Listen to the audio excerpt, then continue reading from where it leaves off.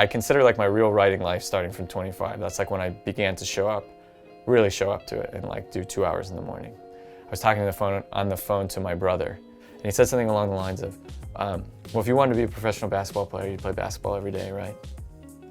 And that like was such an aha moment that to this day, that is still sort of how I convince myself to sit down and work. I used to, when I started, like 5 or 6 years ago, trying to write consistently, I got up really early. So I'd get up at 6 a.m. and I'd do a couple hours. I think that was really good for then. Scheduling has become a skill, and like the discipline has become a secondary skill that has been really important to all this. The Stephen King book on writing, I would recommend it if everybody is trying to make a discipline out of it. He has an insane discipline, so I just started with his. His was like, you gotta sit at your computer for 2 hours and you don't have to be touching the keys. Well, I don't know if he said page count. It's something like this.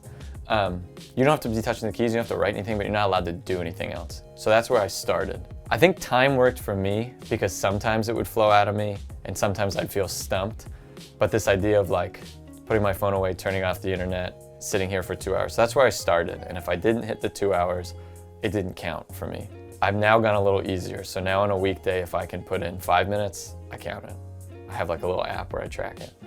And then on the weekends, I usually get more time. So like 2 or 3 hours. And then over the summer, I get a lot of time. I can like put in semi-real days over the summer.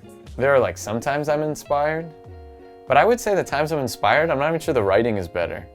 Like the times I'm inspired are like, it almost is like this manic energy, like this fake sugary sweetness that doesn't last for me. And then if I get an extreme high from writing, I seem to really drop down. And the next couple of days are harder. So I almost prefer the day that's like, show up at the desk, put in my 45 minutes, nothing spectacular happened, but like when I walk away, it counts. I almost prefer that to, you know, an extreme high. I had a couple weeks ago, this like explosion burst of energy. I got this idea that was really personal and I was like, I just got to do it. And I wrote this screenplay in 4 days, which was really exciting. Like every day was really exciting. And it felt cool to tell people that. I'm getting like a little cheap burst right now in telling you that. But then afterwards, for the next couple of days, I felt like really gross and I couldn't write. I have such a weird relationship with telling people about the writing and keeping it to myself. I want people to know that it's important to me. I wonder if even after this interview, I'll have like an emotional hangover. I try to really internalize the like, if I get validation, it's good, but it's not necessary. This is also a Stephen King thing. Those are all my rejection letters. Nice. They're not all of them, but there's a lot. And I'm wondering even now by telling you that I have that, if it's like sort of cheating.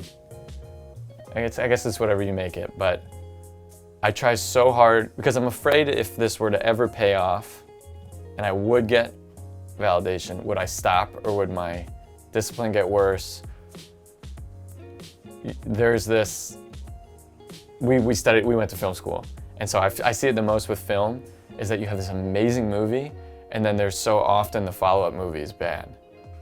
And I don't want to like lose, I guess, the discipline or the focus if something were to ever like pay off. I don't want to be doing it for the validation. The little bit each day that I'm telling myself I'm not doing for other people, I'm doing for myself is consistent and sustainable and something that's really important to me. Though it is a slight lie because like I love sharing it too and people being like, I sent you a story and you gave me cool notes. Yeah. And it felt so validating to get cool notes from you and to say that like certain things landed for you. And then it does give you energy. Like I was able to take some of that energy and sit down again the next day. I don't know, I don't totally have solved why I feel gross sometimes about sharing. But it's like none of this has been sexy yet. Like none of this. If the payoff is validation, there hasn't been much of it. Some of the best stories are stories that instantly put into the viewer's mind how the whole thing's gonna go. And then the excitement is watching how it doesn't go that way. There was a Reddit story that got really popular like a year and a half ago because it got bought for like $7 million, and that's never happened before. And it was like a after dark. It was just like 4 Reddit threads, but it was someone's made up story that was meant to feel sort of hyper real.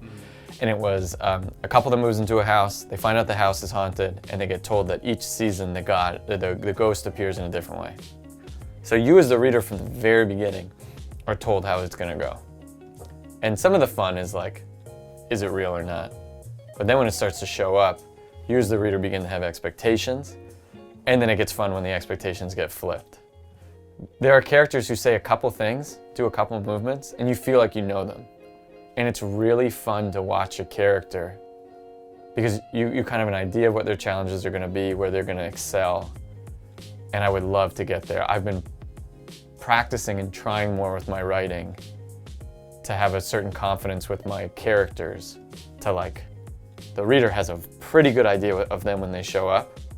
So then the ways they deviate from that, or the ways that they stick to that becomes exciting for a reader. And then when fully realized characters interact with each other in believable ways, I mean, I feel like as a writer, you're on a whole nother level.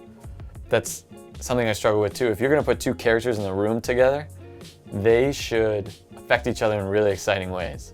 If they act the same way they did before they came into the room, or the same way they did with a character in a previous scene, something's going wrong. Because I talk to you, Christian, different than I talk to Chrissy, my girlfriend, different I talk to my colleagues. Nobody works for me. And I think there just is this dream. Like I did some work with Moby Dick in undergrad. It's awesome. But there is this whole myth around it that he wrote it in 2 drafts. Essentially 2 drafts.